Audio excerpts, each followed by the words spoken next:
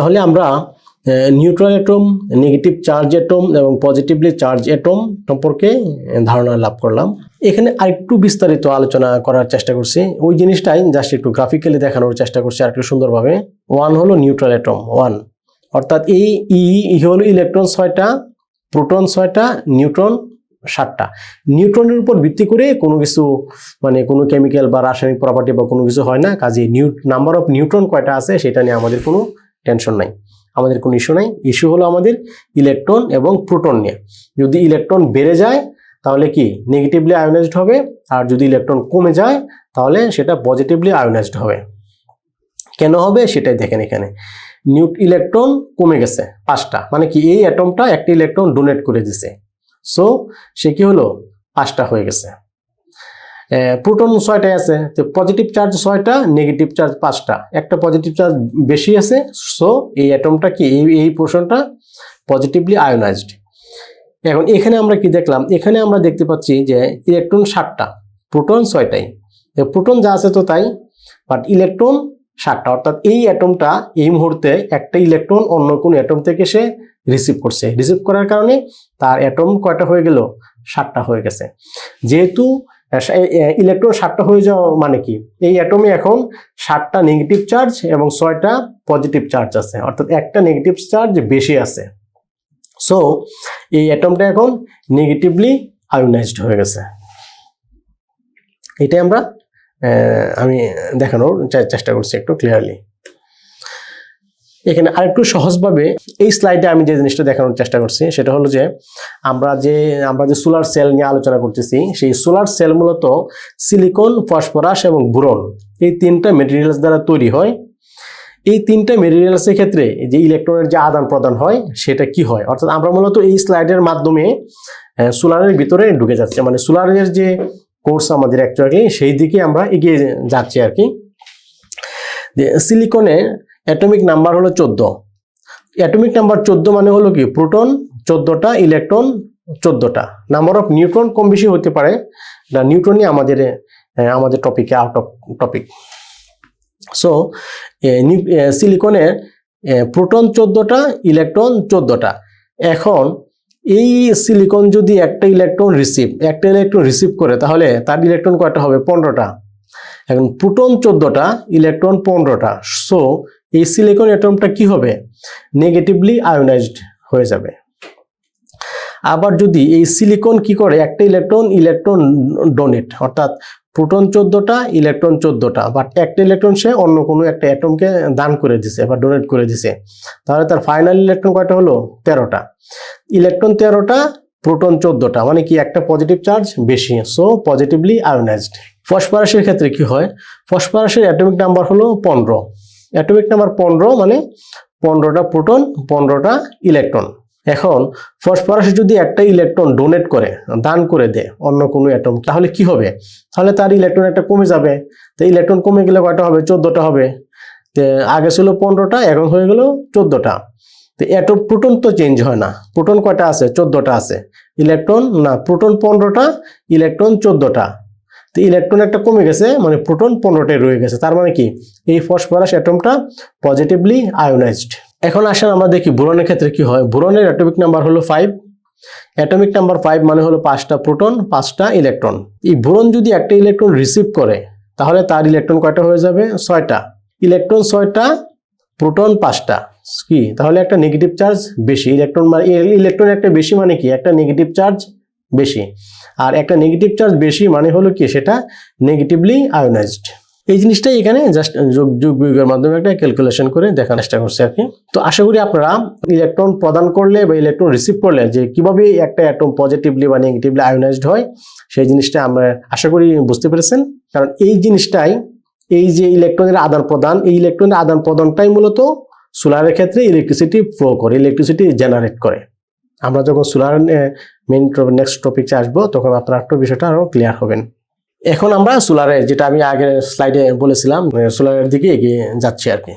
Solar cell are basically made of silicon, অর্থাৎ solar cell, আমরা যে সোলার সেল বা সোলার মডিউলগুলো, যেই প্যানেলগুলো যে ইউজ করি সেগুলো কি, সেগুলোর বেসিক এলিমেন্টস হলো সিলিকন। এখন সিলিকন যেহেতু সেমিকন্ডাক্টর, আমরা আগে দেখে এসেছি, সে তো স্বাভাবিকভাবে কি করতে পারে না, সে ইলেকট্রিসিটি ফ্লো করতে পারে না। সেজন্য সিলিকনকে স্পেশাল ট্রিটমেন্টের মাধ্যমে ইলেকট্রিসিটি ফ্লো করানো হয়, অর্থাৎ সিলিকন থেকে কি করা হয়, একটা স্পেশাল ট্রিটমেন্টের মাধ্যমে ইলেকট্রিসিটি জেনারেট করা হয়। আর সেই ট্রিটমেন্টটা করা হয় হলো ফসফরাস এবং বোরনের মাধ্যমে। তো আসেন আমরা দেখি কিভাবে কি হয়। স্বাভাবিক অবস্থায় আমরা যে সিলিকনের যে অ্যাটম বা সিলিকনের কিছু একটা মেটেরিয়ালস বা একটুকু সিলিকন আমরা নিই, তো সেখানে একটা বেসিক জিনিস সেটা হলো যে আমাদের যে বিভিন্ন মেটেরিয়ালস গুলো আছে সেই মেটেরিয়ালস গুলোতে অ্যাটম গুলো কিভাবে থাকে। অ্যাটম গুলো কিন্তু ইন্ডিভিজুয়াল একটা একটা একটা একটা করে থাকে না। তো অ্যাটম গুলো কি করে, একটা অ্যাটম আর একটা অ্যাটমের সাথে কোভ্যালেন্ট বন্ড তৈরি করে থাকে। অর্থাৎ বিভিন্ন যে কোনো মেটেরিয়ালসই হোক, সেই মেটেরিয়ালসের যে অ্যাটমগুলো, প্রত্যেকটা মেটেরিয়ালসই কি অ্যাটম দ্বারা তৈরি। আর সেই অ্যাটমগুলো কি করে, একটা অ্যাটম অন্য আর তার আশপাশের যে অ্যাটমগুলো আছে সেই অ্যাটমগুলোর সাথে কোভ্যালেন্ট বন্ড তৈরি করে থাকে। কেন এই বন্ড তৈরি করে? এই বন্ড তৈরি করার একটা ইন্টেনশন হলো অক্টেট রুল। অর্থাৎ আমরা ইন্টারমিডিয়েট কলেজে আমরা পড়েছিলাম একটা রুলস নামে আছে, সেটা হলো যে অক্টেট রুল। অর্থাৎ প্রত্যেকটা অ্যাটমেই চায় তার ব্যালেন্স শেলে 8টা ইলেকট্রন থাকবে। তাহলে 8টা ইলেকট্রন থাকলে কি হয়, যে কোনো অ্যাটমেরই ব্যালেন্স শেলে যদি 8টা ইলেকট্রন থাকে তখন সে মানে স্বাভাবিক স্টেট অর্থাৎ স্টেডি স্টেট মানে নর্মাল একটা স্টেট সে অনুভব, মানে স্থির বা একটা পজিশন সে অনুভব করে। যদি সেখানে কম বেশি হয় তখনই সে কি করে, অন্য অ্যাটমের সাথে বন্ডিং এর মাধ্যমে এই অক্টেট ফুলফিল করতে চায়।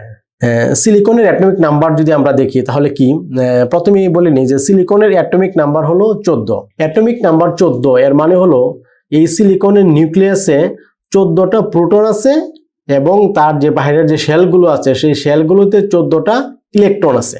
নাম্বার অফ নিউট্রন অনেক সময় একটা কম বা একটা বেশি হয়। বাট সিলিকনের ক্ষেত্রে 14টা, বাট অনেকে অন্য অ্যাটমের ক্ষেত্রে হয়তো ভিন্ন রকম হইতে পারে। বাট প্রোটন এবং ইলেকট্রনের সংখ্যা সেম থাকবে। তাহলে আমরা যদি সিলিকনের অ্যাটমিক স্ট্রাকচারের দিকে খেয়াল করি তাহলে আমরা কি দেখি, আমরা দেখতে পাই সিলিকনের লাস্ট শেলে 1 2 3 4 4টা ইলেকট্রন আছে। এখন প্রত্যেকটা অ্যাটমই যেহেতু তার ব্যালেন্স শেলে বা লাস্ট শেলে অক্টেট ফুলফিল করতে চায়, সেজন্য এই সিলিকন অ্যাটমটা তার 4টা অ্যাটম অন্য আরো 4টা সিলিকন অ্যাটমের সাথে একটা বন্ডিং তৈরি করতে চায়। বন্ডিং তৈরি করে সে থাকে, বিরাজমান থাকে। আর সেই বন্ডিংটাকে বলা হয় কোভ্যালেন্ট বন্ড। এই যে দেখেন একটা সিলিকন অ্যাটম, এই সিলিকন অ্যাটমের লাস্ট শেলের ইলেকট্রনগুলো শুধু এখানে দেখানো হয়েছে 1 2 3 4।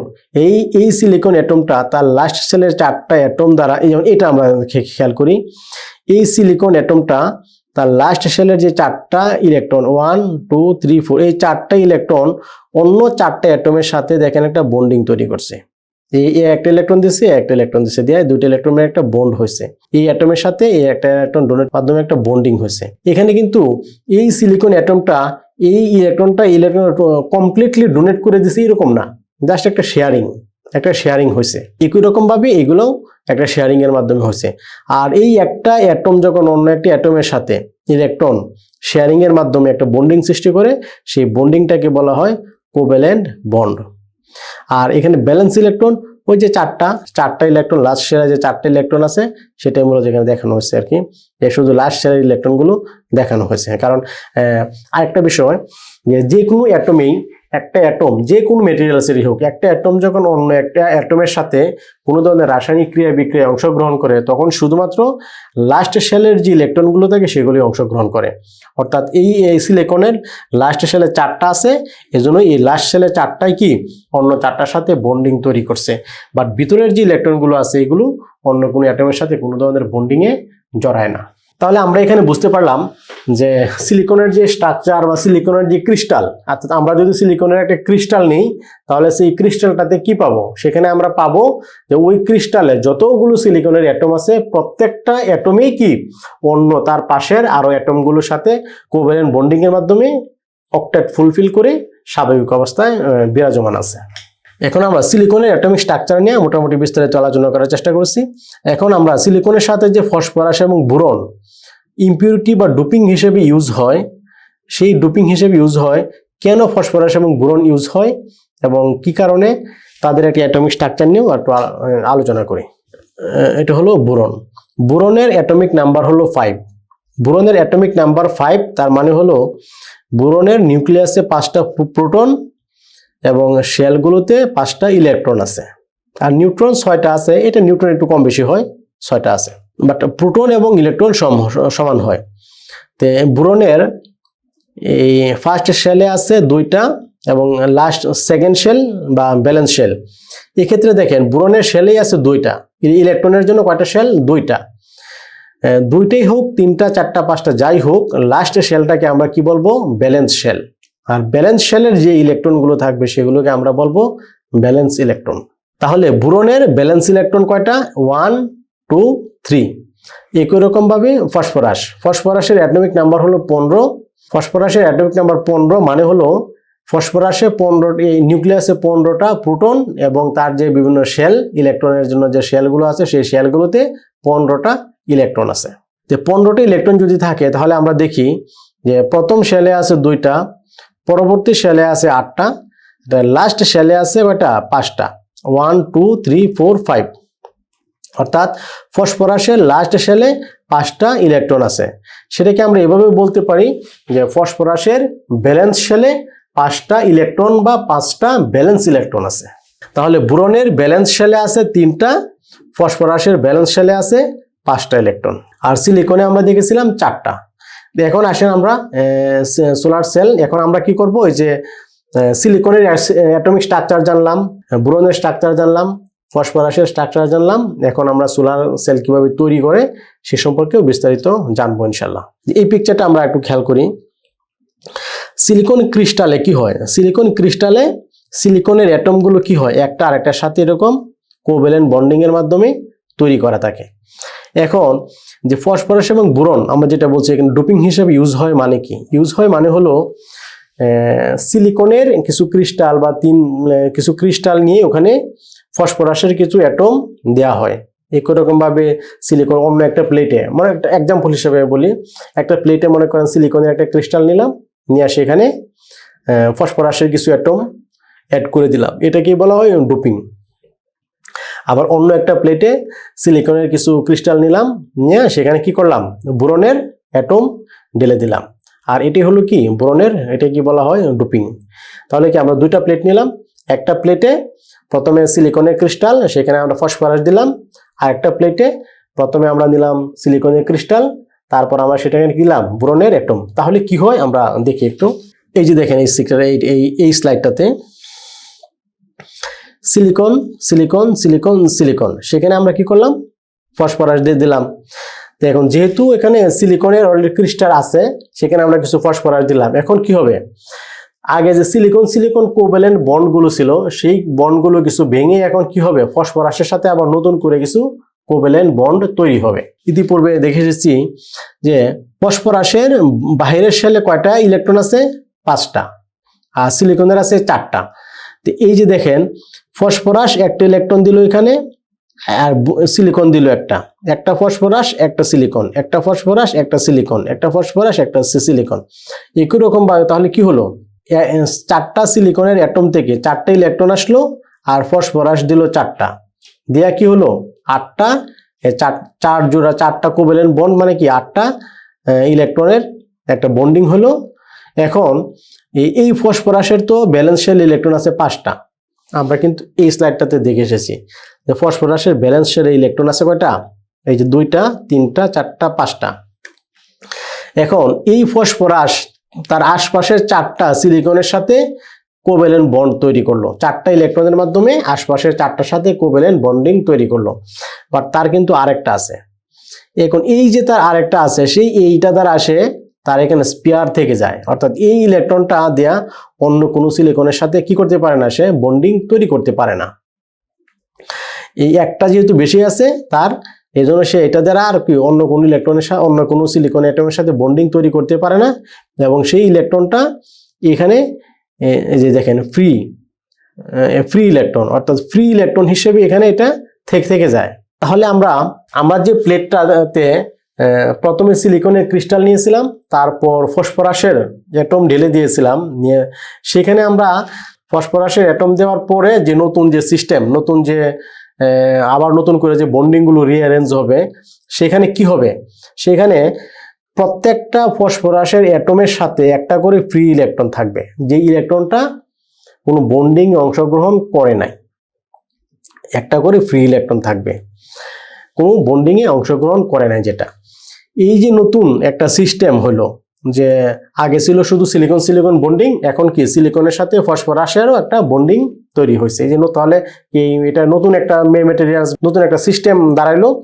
এই সিস্টেমটাকে বলা হয় এন টাইপ মেটেরিয়ালস। মানে কি আগে ছিল শুধু সিলিকন, এখন সিলিকনের সাথে আমি দিলাম ফসফরাস, আর যখনই ফসফরাস দিলাম নতুন করে কোভ্যালেন্ট বন্ড রিঅ্যারেঞ্জ হলো। রিঅ্যারেঞ্জ হওয়ার পরে যে নতুন যে মেটেরিয়ালসটা হলো, সেই মেটেরিয়ালসটাকে বলা হয় এন টাইপ মেটেরিয়ালস। এই এন টাইপ মেটেরিয়ালের একটা প্রপার্টি হলো, এন টাইপ মেটেরিয়ালে যতগুলো ফসফরাসের অ্যাটম আমি দিয়েছি, প্রত্যেকটা অ্যাটমের সাথেই কি আছে, একটা করে ফ্রি ইলেকট্রন আছে। এর যে ব্যালেন্স শেলে যে 5টা ছিল, 5টার মধ্যে 4টায় বন্ডিং অংশগ্রহণ করছে আর একটা বন্ডিং অংশগ্রহণ করে নাই, অর্থাৎ সেই ইলেকট্রনটা কি আছে, ফ্রি আছে। এখন এই পিকচারটার দিকে যদি আমি খেয়াল করি, এটা হলো বোরন, অর্থাৎ আরেকটা অন্য একটা প্লেট, যে প্লেটে আমরা প্রথমে সিলিকনের ক্রিস্টাল নিয়েছিলাম, নিয়ে এটার উপরে কি বোরনের অ্যাটম ইম্পিউরিটি বা ডোপিং হিসেবে অ্যাড করেছি। তাহলে যখনই আমি বোরন সিলিকনের সাথে অ্যাড করব, তখনই কি হবে, তার যে স্ট্রাকচার কোভ্যালেন্ট বন্ড, এই কোভ্যালেন্ট বন্ডিংগুলো কি হবে, আবার রিঅ্যারেঞ্জ হবে। রিঅ্যারেঞ্জ করে নতুন টাইপের একটা মেটেরিয়ালস হবে। যেন আগে ছিল শুধু সিলিকন, এখন কি সিলিকন এবং বোরন, তার মানে কি এটা একটা মিক্সচার মেটেরিয়ালস বা মিক্স মেটেরিয়ালস, নতুন একটা মেটেরিয়ালস। আর এই নতুন মেটেরিয়ালসটাকেই বলা হয় পি টাইপ মেটেরিয়ালস বা পি লেয়ার, এই বোরন ডোপ পি লেয়ার। এখন এখানে একটা জিনিস খেয়াল করেন, যে সিলিকনের তো বহিঃশেলে 4টা ইলেকট্রন আছে, বাট বোরনের আছে 3টা। তাহলে কি হয়, তাহলে বোরনের 3টা ইলেকট্রন, যেমন এইটা এই সিলিকনের সাথে অ্যাড হয়েছে, বোরনের এই ইলেকট্রনটা এই সিলিকনের এটার সাথে অ্যাড হয়েছে, বোরনের এই একটা ইলেকট্রন সিলিকনের আরেকটা ইলেকট্রনের সাথে অ্যাড হয়ে একটা বন্ডিং তৈরি করছে। বাট এখন এই সিলিকনের কিন্তু একটা ইলেকট্রন আছে, সে একটা ইলেকট্রন ডোনেট করছে, বাট বোরনের যেহেতু একটা নাই, সেজন্য সে কি করতে পারে নাই, সে এখানে একটা প্রোভাইড করতে পারে নাই। তখন এখানে যেহেতু সে একটা ইলেকট্রন দিতে পারে না, তার যেহেতু একটা ইলেকট্রন নেই, তাহলে কি এই জায়গাটা একটা ওপেন স্পেস বা ফ্রি স্পেস হিসাবে রয়ে গেছে। আর এই ফ্রি স্পেসটাকেই বলা হয় হোল ফ্রম বি অ্যাটম, মানে বোরন অ্যাটম। তাহলে আমরা কি দেখলাম, আমরা দেখলাম যে এন টাইপ মেটেরিয়ালে যেখানে আমরা ফসফরাস সিলিকনের সাথে ফসফরাস দেওয়ার পরে যে মেটেরিয়াল হলো, সেই মেটেরিয়ালসটাকে বলা হয় এন টাইপ মেটেরিয়ালস। আর এন টাইপ মেটেরিয়ালসে প্রত্যেকটা ফসফরাস অ্যাটমের সাথে একটা করে ফ্রি ইলেকট্রন আছে। আর সিলিকন ক্রিস্টালের সাথে যখন আমি বোরন দিলাম, বোরন দেওয়ার পরে নতুন যে মিক্স একটা মেটেরিয়ালস তৈরি হলো, সেই মেটেরিয়ালসটাকে বলা হয় পি টাইপ মেটেরিয়ালস। এবং পি টাইপ মেটেরিয়ালসের মানে বৈশিষ্ট্য বা বিশেষত্ব হলো, যতগুলো বোরন এর অ্যাটম আমি দিয়েছি বা বোরনের অ্যাটম আছে, প্রত্যেকটা বোরনের অ্যাটমের সাথে কি আছে, একটা হোল আছে। এখানে কি আছে, এন টাইপে প্রত্যেকটা ফসফরাস অ্যাটমের সাথে একটা ফ্রি ইলেকট্রন আছে, আর পি টাইপে প্রত্যেকটা বোরনের অ্যাটমের সাথে কি একটা হোল আছে। ঠিক আছে, আর এই মেটেরিয়ালসটাকে বলা হয় পি টাইপ মেটেরিয়ালস, আর এই মেটেরিয়ালসটাকে বলা হয় ফসফরাসের ডোপিং দেওয়া মেটেরিয়ালসটাকে বলা হয় এন টাইপ মেটেরিয়ালস। তাহলে এখন আমরা শিখলাম এন টাইপ মেটেরিয়ালস কিভাবে তৈরি করা হয় এবং পি টাইপ মেটেরিয়ালস কিভাবে তৈরি করা হয়, এই জিনিসটা আমরা এখান থেকে শিখলাম।